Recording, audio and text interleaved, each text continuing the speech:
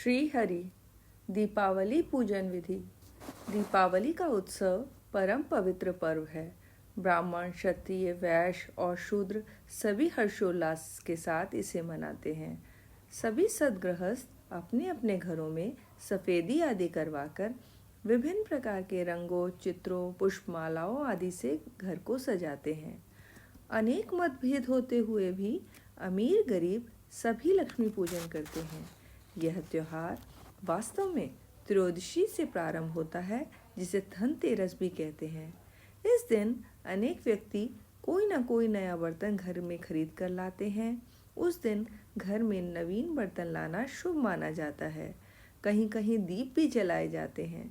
चतुर्दशी के दिन, जिसे छोटी दिवाली कहा जाता है, उस दिन भी देव स्थानों पर दीप प्रज्वलित किए जाते हैं। इसके बाद अमावस्या के दिन दीपमाली का उत्सव मनाया जाता है। दीपावली के उत्सव को पवित्र मन और शुद्ध विचारों से युक्त होकर मनाना चाहिए। यदि उस दिन उपवास कर सकें तो अत्युत्तम है। सायंकाल देव पूजन तथा भगवती लक्ष्मी का पूजन करना चाहिए। कम से कम 5 दीपक घी के तथा अन्य सरसों के तेल से प्रज्वलित करें। जिस स्थान पर लक्ष्मी पूजन हो वहाँ पर घी का दीपक जलावें। घर में जिस स्थान पर रुपया, पैसा अथवा आभूषण आदि रखे जाते हों वहाँ घी का दीपक जलाना चाहिए। इस प्रकार यदि दुकान हो तो उस स्थान अथवा पेटी, तिजोरी के समीप जहाँ पर गल्ला रखा जाता हो घी का दीपक जलाना चाहिए। एक घी का दीपक गंगा जी के नाम का भी जलाना चाहिए। इसके अतिरिक्त जितने भी घर में देव स्थान हो उन पर भी घी का दीपक जलाना चाहिए।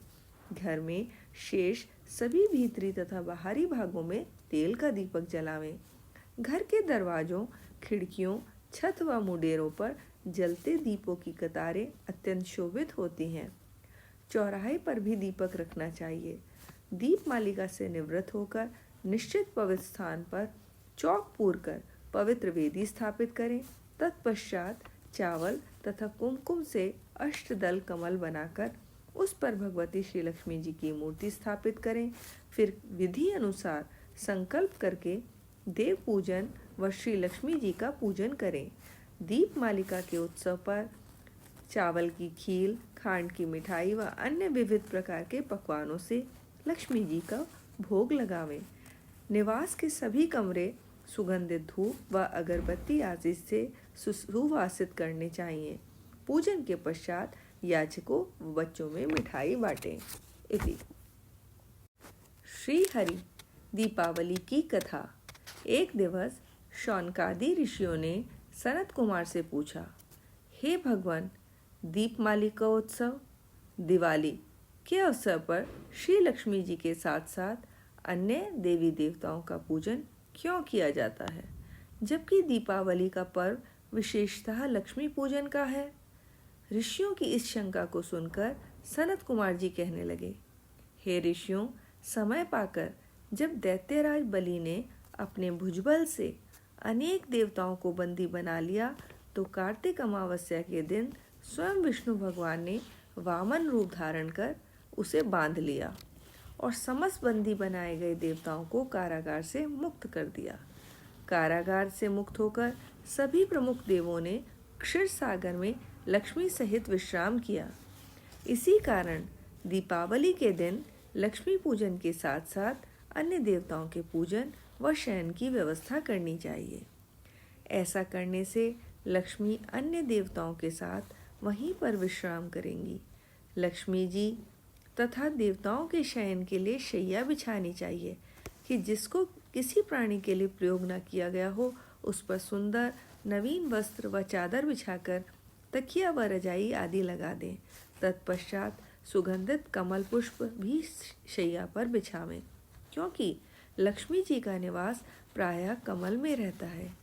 हे ऋषियों, इस प्रकार विधि पूर्वक श्रद्धा युक्त होकर देवताओं व भगवती लक्ष्मी जी के पूजन से वहाँ स्थायी निवास करती हैं। भगवती लक्ष्मी जी के भोग के लिए गाय के दूध का खोया मावा बना, उसमें मिश्री, लौंग, कपूर एवं इलायची आदि सुगंधित द्रव्य मिलाकर मोदक, लड्डू बनाने चाहिए। ऋषियों ने पुनः प्रश्न किया। भगवान राजा बलि ने लक्ष्मी जी व देवताओं को अपने वश में कर लिया, तो फिर लक्ष्मी ने उनका त्याग क्यों किया? सनत कुमार जी ने उत्तर दिया, हे ऋषियों, एक बार जब देवराज इंद्र से भयभीत होकर राजा बलि कहीं जा छिपा तो इंद्र ने उसे ढूंढने का प्रयत्न किया। ढूंढते ढूंढते इंद्र ने देखा कि बलि एक खाली घर में गधे का रूप धारण कर समय व्यतीत कर रहा है। इंद्र के वहां पहुंचने पर बलि से उनकी बातचीत होने लगी। बलि को तत्व ज्ञान का उपदेश देते हुए काल समय की महत्ता समझाई। देवराज इंद्र और दैत्यराज बलि में बातचीत चल रही थी कि उसी समय दैत्यराज के शरीर से अत्यंत दिव्य रूप वाली स्त्री निकली। उस स्त्री को देख इंद्र ने पूछा कि दैत्यराज, तुम्हारे शरीर से निकलने वाली यह आभा युक्त स्त्री देवी है अथवा आसुरी या मानवी? राजा बलि ने उत्तर दिया, राजन, न यह देवी है, न आसुरी और न ही मानवी। यदि तुम इसके संबंध में अधिक जानना चाहते हो तो फिर इसी से पूछो। इतना सुनकर इंद्र ने हाथ जोड़कर पूछा, हे देवी, तुम कौन हो और दैत्यों का परित्याग कर मेरी ओर क्यों बढ़ रही हो? मन मन मुस्कुराती हुई वह शक्ति रूपा स्त्री बोली, हे देवेंद्र, मुझे ना तो दैत्यराज प्रहलाद के पुत्र विलोचन ही जानते हैं और न उनके पुत्र यह बलि ही। शास्त्रवेता मुझे दुस्सहा, भूति और लक्ष्मी के नामों से पुकारते हैं, परंतु तुम क्या अन्य देवगण मुझे भली प्रकार नहीं पहचानते? इंद्र ने प्रश्न किया, हे देवी, जब इतने दीर्घ काल तक आपने दैत्यराज में वास किया है तो फिर अब इनमें कौन सा ऐसा दोष उत्पन्न हो गया है जो इनका परित्याग कर रही हो? साथ ही यह भी बताने की कृपा कीजिए कि आपने मुझ में कौन सा गुण देखा जो आप मेरी ओर अग्रसर हो रही हैं? लक्ष्मी जी ने उत्तर दिया, हे आर्य, मैं जिस स्थान पर निवास कर रही हूँ उस स्थान से मुझे धाता विधाता कोई नहीं हटा सकता, क्योंकि मैं सदैव समय के प्रभाव से ही एक को त्याग कर दूसरे के पास जाती हूँ। इसलिए मेरा तुमसे कहना है कि तुम बलि का अनादर न करते हुए आदर की दृष्टि से उसका सम्मान करो। इंद्र ने पूछा, देवी, कृपा कर यह बताइए कि अब आप असुरों के पास क्यों नहीं रहना चाहती? लक्ष्मी जी बोली, मैं उसी स्थान पर रहती हूँ जहाँ सत्य, दान, व्रत, तप, पराक्रम तथा धर्म रहते हैं। इस समय असुर इससे विमुख हो गए हैं। पूर्व समय में यह सत्यवादी, जितेंद्रिय तथा ब्राह्मणों के हितैषी थे, परंतु अब यह ब्राह्मणों से द्वेष करने लगे हैं। जूठे हाथों घृत छूते हैं और अभक्ष्य भोजन करते हैं। साथ ही धर्म की मर्यादा तोड़कर विभिन्न प्रकार के मनमाने आचरण करते हैं। पहले ये उपवास एवं तप करते थे, प्रतिदिन प्रातःकाल सूर्योदय से पूर्व जागते थे और यथा समय सोते थे, परंतु अब यह देर से जागते तथा आधी रात के बाद सोते हैं। पूर्व काल में यह दिन में शयन नहीं करते थे। दीन दुखियों, अनाथ, वृद्ध, रोगी तथा शक्तिहीनों को नहीं सताते थे और उनकी अन्न आदि से हर प्रकार की सहायता करते थे। पहले ये गुरुजनों के आज्ञाकारी तथा सभी काम समय पर किया करते थे।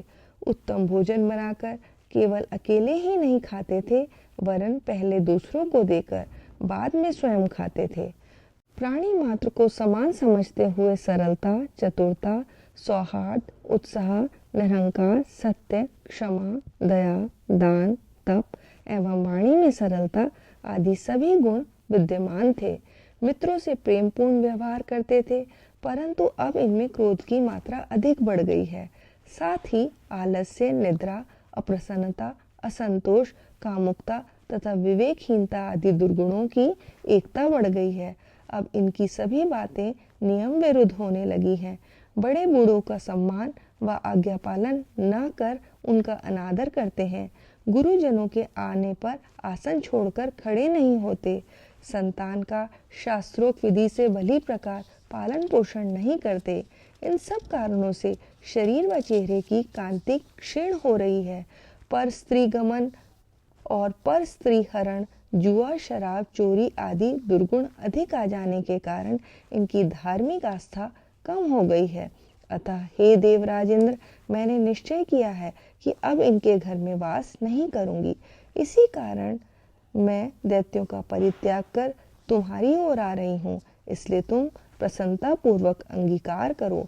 मेरा जहाँ पर वास होगा वहाँ पर आशा, श्रद्धा, धृति, शांति, जय, क्षमा और विजित संगीत, ये 8 देवियां भी निवास करेंगी।